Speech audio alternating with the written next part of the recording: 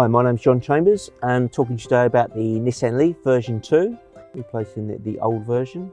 Full 5-seater car. The battery on it is a 40 kilowatt hour battery, which gives an EPA range of about 152 miles. To charge the car, you need to open the charging flap, which is at the front of the car in the centre. That's accessed by pressing the lower button on the key fob. That will flip open the charging stations. There's 2 ports. The right hand one is for your enabling the boot, and then the left hand one is for the rapid chargers at things like service stations and everything like that.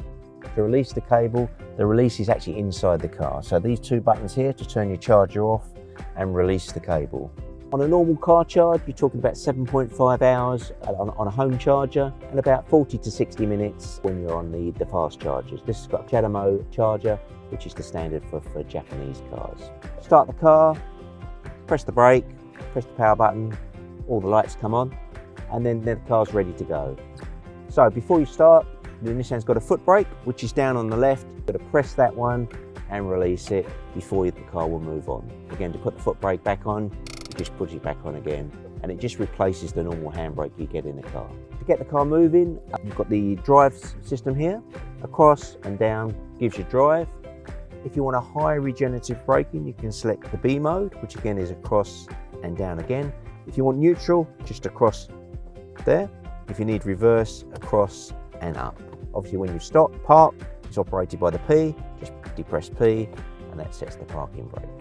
Schematics are fairly straightforward down here, but it actually comes on the screen as well, just to make sure that you know when to go. It's got an eco button, just softens the throttle response, turns down the air conditioning a little bit, just tries to conserve battery life. And then you've got the E pedal, this one operated here, just pull it back to turn it on, pull it back to turn it off. Again, that operates the E-pedal, which gives you a very high regen braking, up to 0.2 G of braking. It gives you a much higher regen, which saves your battery life, extends the battery life. Okay, the center control controls kind of all aspects of kind of the hi-fi, the Wi-Fi, sat-nav and everything like that. To get to it, you press the main menu button here, and this one comes up. So if you want to connect your phone, smartphone connect.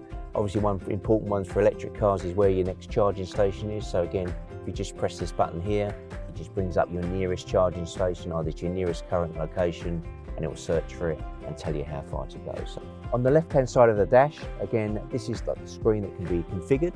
This is used using the buttons here. So the left and right buttons take you through the menu. So if you look at the top, we're on music now, and you've got sat-nav, fuel consumption, information like speed, settings for traction control, driver assistance, that sort of thing. Once you're in that menu, you can use the up and down buttons to go through that. So again, tyre pressures you've got here, your distance to the car in front of your cruise control, your blind spot indicators, again, various cameras. So what I tend to use on this one for most of the time, this is your how much power you're using, how economically you're driving, and your range here. And again, there's 4 options through that. How much charge time if you're going to stop, what your battery temperature is, and again, your battery capacity.